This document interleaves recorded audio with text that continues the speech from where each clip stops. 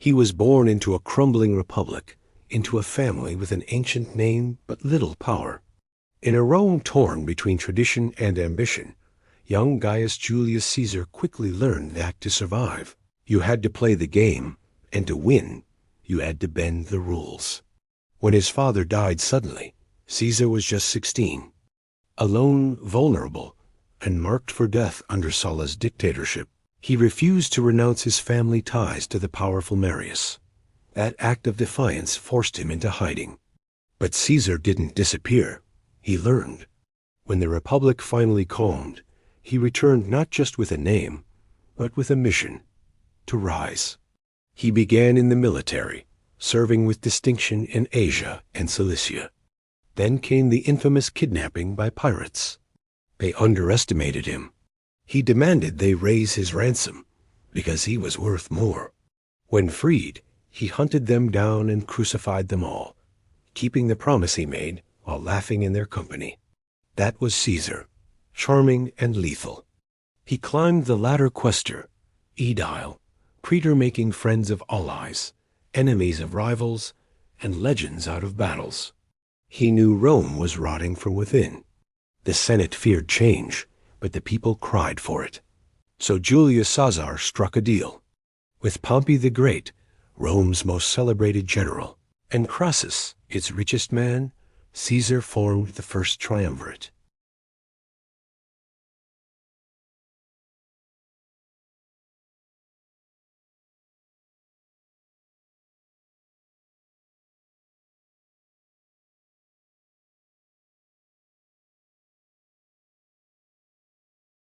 He defeated countless Gallic tribes, culminating in the epic siege of Alasia, where he built a double wall around the enemy and crushed them while being surrounded himself. Back in Rome, the Senate panicked. Crassus was dead. Pompey had turned against him, and Caesar was marching home. Then came the moment that defined the man. Standing on the edge of a shallow river, the Rubicon, Caesar faced a choice: return to Rome alone and be humiliated, or cross with his army and be branded a traitor? He looked at the waters and said, Alea iacta est, the die is cast. He crossed. Rome fell into civil war. Pompey fled.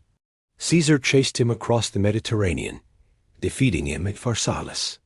He pardoned his enemies, wooed the Senate, and re-established order. Then he sailed to Egypt, where he met Cleopatra. In Alexandria, Caesar sided with Cleopatra in her war for the throne.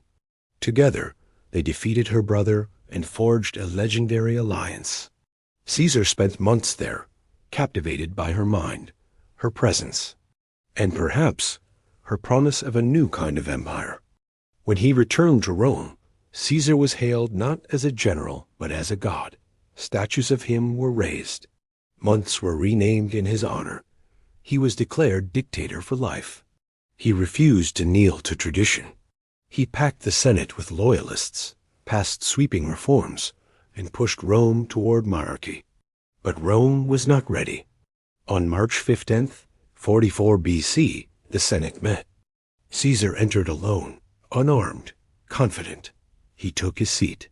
And then the knives came out. Brutus, Cassius, treachery.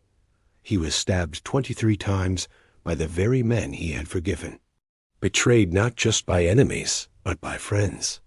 As he fell, blood pooling on the marble floor of the theater of Pompey, he is said to have looked at Brutus and whispered, Et tu, Brute? Even you, my son? Then Caesar fell, and Rome would never be the same. But death wasn't the end. His adopted son Octavian, later Augustus, avenged him. The Republic died, and the empire rose in its place. Caesar was declared a god. His name became a title, Caesar. Emperors would wear it for centuries. Even Kaiser and Tsar traced their roots to him.